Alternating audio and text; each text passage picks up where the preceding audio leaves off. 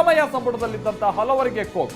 K Venkatesh, H C Mahadevappa, Lakshmi Hebbalkar, MC Sudhakar, Dinesh Gundu Rao, H K Patil, Rahim Khan, R B Timmapur, Shivananda Patil, N S Bosaraju, S S Mallikarjun ಅವರಿಗೆ ಒಂದು ಸೂಚನೆ ಇತ್ತು. ಶರಣಬಸಪ್ಪ ದರ್ಶನಾಪುರ್ ಇವರಿಗೆಲ್ಲ ಈಗ ಕೋಕ್ ಕೊಡ್ಲಾಗಿದೆ ಅನ್ನೋದು ತಿಳಿದು ಬರ್ತಾ ಇದೆ. ಆಮೇಲೆ ನೀವು ಒಂದು ಪಟ್ಟಿಯನ್ನ ನೋಡ್ತಾ ಹೋಗಿ, ಅಲ್ಲಿ ಯಾರ್ಯಾರಿಗೆ ಕೋಕ್ ಕೊಟ್ಟಿರಲ್ಲ. ಫಾರ್ ಎಕ್ಸಾಂಪಲ್ ಈಗ ಎಸ್ ಎಸ್ ಮಲ್ಲಿಕಾರ್ಜುನ್ ಅವರಿಗೆ ಈಗ ಅಲ್ಲಿ ಕೋಕ್ ಕೊಟ್ಟಿದ್ದಾರೆ, ಬಟ್ ಮಾಯಕೊಂಡ ಶಾಸಕರಿಗೆ ಅವಕಾಶವನ್ನ ಕೊಡಲಾಗಿದೆ. ಹೀಗೆ ಯಾರ್ಯಾರಿಗೆ ಕೋಕ್ ಸಿಕ್ಕಿದೆ ಅವರಿಗೆ ಎಚ್ ಸಿ ಮಹದೇವಪ್ಪನವರಿಗೆ ಕೋಕ್ ಕೊಡಲಾಗಿದೆ, ಬಟ್ ಪುಟ್ಟರಂಗ ಶೆಟ್ಟಿ ಅವರಿಗೆ ಅವಕಾಶವನ್ನ ಮಾಡಿಕೊಡಲಾಗಿದೆ. ಶಿವಾನಂದ ಪಾಟೀಲ್ ಅವರಿಗೆ ಕೋಕ್ ಕೊಡಲಾಗಿದೆ, ವಿಜಯಾನಂದ ಕಾಶಪ್ಪನವರಿಗೆ ಅವಕಾಶವನ್ನ ಕೊಡಲಾಗಿದೆ. ಹೀಗೆ ಆಯಾ ಜಿಲ್ಲೆಯ ಶಾಸಕರಿಗೆ ಹೆಚ್ಚಿನ ಮಣೆ ಹಾಕಿರುವಂತದನ್ನ ನಾವಿಲ್ಲಿ ನೋಡ್ತಾ ಇದೀವಿ. ಯಾರಿಗೆ ಕೋಕ್ ಕೊಡಲಾಗಿದೆ ಆ ಜಿಲ್ಲೆಯ ಶಾಸಕರಿಗೆ ಇಲ್ಲಿ ಮಣೆ ಹಾಕಿರುವಂತದನ್ನ ನೋಡ್ತಾ ಇದ್ದೀವಿ. ಈ ಮುಖೇನವಾಗಿ ಪ್ರಾದೇಶಿಕವಾಗಿ ಸ್ವಲ್ಪ ಸಮತೋಲನ ಮಾಡಿಕೊಳ್ಳುವಂತ ಪ್ರಯತ್ನವನ್ನ ಈ ಮುಖೇನವಾಗಿ ಮಾಡಿದ್ದಾರೆ ಅನ್ನುವಂಥದ್ದು ಕೂಡ ಪ್ರಯತ್ನ ಅಂತೂ ಇಲ್ಲಿ ಎದ್ದು ಕಾಣಿಸ್ತಾ ಇದೆ. ಸಂತೋಷ್ ಲಾಡ್ ಜೊತೆಗೆ ನಮ್ಮ ಪ್ರತಿನಿಧಿ ಮಾತನಾಡಿದ್ರೆ ಏನ್ ಹೇಳಿದ್ರೆ ಬನ್ನಿ ಕೇಳೋಣ. ಇವತ್ತು ಬಹುನಿರೀಕ್ಷಿತ ಸಚಿವ ಸಂಪುಟ ವಿಸ್ತರಣೆ ಆಗ್ತಾ ಇದೆ. ಮತ್ತೆ ಇವತ್ತು ಸಚಿವ ಸಂಪುಟವನ್ನು ಸೇರ್ತಾ ಇದ್ದಾರೆ. ಸಂತೋಷ್ ಲಾಡ್ ನಮ್ಮ ಜೊತೆಗಿದ್ದಾರೆ, ಕಲಗಡಿ ಶಾಸಕರು. ಸರ್, ಮೊದಲನೇದಾಗಿ ಈಗ 2ನೇ ಬಾರಿ ಮತ್ತೆ ಸಂಪುಟವನ್ನು ಸೇರ್ತಾ ಇದ್ದಾರೆ, ಎಷ್ಟು ಖುಷಿ ಆಗ್ತದೆ? ಖುಷಿ ಇದೆ. ಅಬ್ವಿಯಸ್ಲಿ ಹೈಕಮಾಂಡ್ಗೆ, ಸನ್ಮಾನ್ಯ ಮಾಜಿ ಮುಖ್ಯಮಂತ್ರಿಗಳಿಗೆ ಎಲ್ಲ ಪಕ್ಷದ ಮುಖಂಡರುಗಳೇ ನಾನು ಧನ್ಯವಾದಗಳನ್ನ ಹೇಳಕ್ಕೆ ಬಯಸ್ತೇನೆ. ಸೊ ನೀವು ಹೇಳಿದ ಪ್ರಶ್ನೆಗೆ ಎಷ್ಟು ಖುಷಿ ಇದೆ.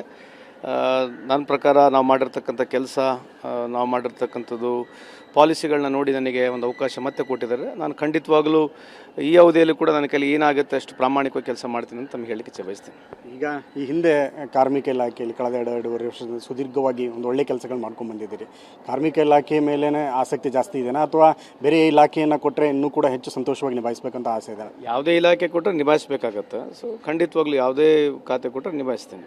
ಓಕೆ, ಈಗ ತಮಗೆ ಕಾರ್ಮಿಕ ಇಲಾಖೆನೇ, ಯಾಕಂದರೆ ಈಗ ಆಲ್ರೆಡಿ 2 ವರ್ಷ ತಾವು ನುರಿತಿರೋದ್ರಿಂದ ಅದ್ರ ಮೇಲೆ ಆಸೆ ಜಾಸ್ತಿನಾ, ಅಥವಾ ಬೇರೆದ್ರ ಮೇಲೆ ಏನಾದರೂ ಡಿಮ್ಯಾಂಡ್ ಇದೆನಾ?